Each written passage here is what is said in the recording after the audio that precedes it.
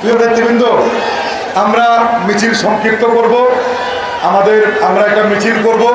এখন বক্তব্য রাখার জন্য করছি ঢাকা মহানগর বিএনপির জ্যেষ্ঠ সদস্য জনতার মেয়র ইঞ্জিনিয়ার ইশরাককে।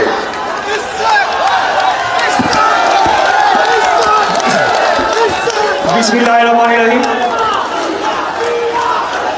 দেশনেত্রী বেগম খালেদা জিয়া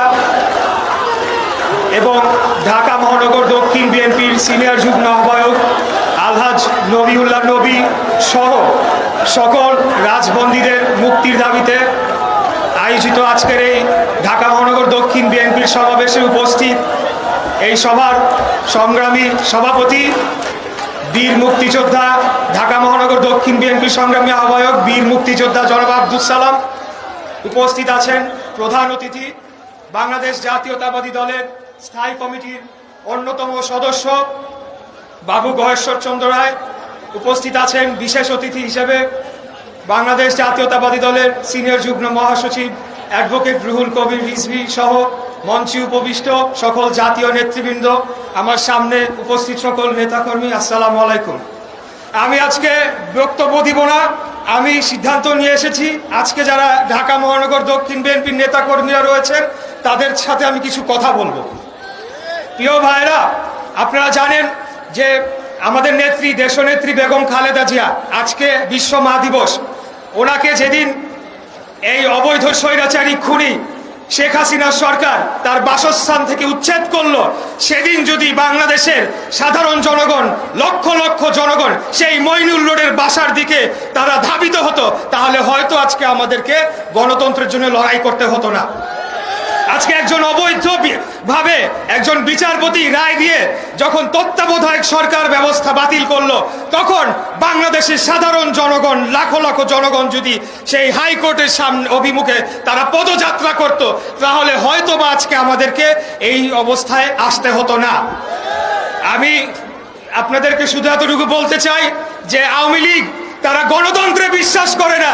সেই 1975 সালে বাকশাল প্রতিষ্ঠার মাধ্যমে তারা গণতন্ত্রকে হত্যা করেছিল, বাংলাদেশের মুক্তিযুদ্ধের চেতনাকে সম্পূর্ণভাবে ভুলুণ্ঠিত করেছিল এবং বাংলাদেশকে একটি দাস রাষ্ট্রে পরিণত করার চক্রান্ত বাস্তবায়ন শুরু করেছিল।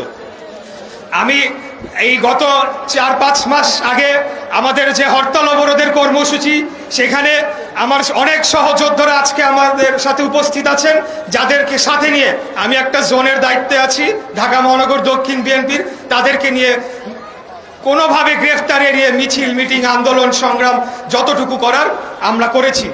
আমি শুধু আপনাদের এতটুকুই বলবো যে আপনারা দেখেছেন যে কাপুরুষ ওবায়দুল কাদের সে এই পল্টনে পুলিশের পাহারা দিয়ে জনসমাবেশে করে সেখানে মঞ্চে দাঁড়িয়ে আঙ্গুল তুলে কুৎসিত ভাষায় বলেছিল কোথায় মির্জা ফখরুল, আর আমাদের পার্টি অফিসে তালা মারা, সেখানে ইলেকশন কমিশনে সে চিঠি দিয়ে যায়, চেয়ারের উপর রেখে যায়। এরকম তারা একটা বর্বর আচরণ করেছে রাজনৈতিক দল হিসেবে। আর বক্তব্য বাড়াবো না, আপনারা সকলেই জানেন কি আন্দোলন করতে হবে, কি করে এই স্বৈরাচারকে পতন করতে হবে। আমাদেরকে নতুন করে শিখাতে হবে না। আগামী দিনে আবারও আমরা এই আন্দোলনকে তার চূড়ান্ত লক্ষ্যে নিয়ে গিয়ে এই স্বৈরাচারকে পতন করার জন্য যা যা করণীয় সবকিছু করা হবে ইনশাআল্লাহ। 71 সালে মুক্তিযোদ্ধারা যেভাবে বাংলাদেশকে স্বাধীন করেছিল, আজকে দেশনেত্রী বেগম খালেদা জিয়া, দেশনায়ক তারেক রহমানের নেতৃত্বে আমরা সেই আদর্শে উদ্বুদ্ধ হয়ে আবারও বাংলাদেশকে স্বাধীন করব ইনশাআল্লাহ। এই কাপুরুষ, এই বর্বর আওয়ামী লীগদেরকে আমরা রাষ্ট্র ক্ষমতা থেকে হটিয়ে বাংলাদেশের জনগণের অধিকার প্রতিষ্ঠা করব। আমি আর বক্তব্য দীর্ঘায়িত না করে আগামী দিনে আন্দোলন, সংগ্রাম, লড়াইয়ে সর্বাত্মকভাবে আপনাদের পাশে থাকার প্রতিজ্ঞা করে আমার বক্তব্য শেষ করছি। খোদাফেজ।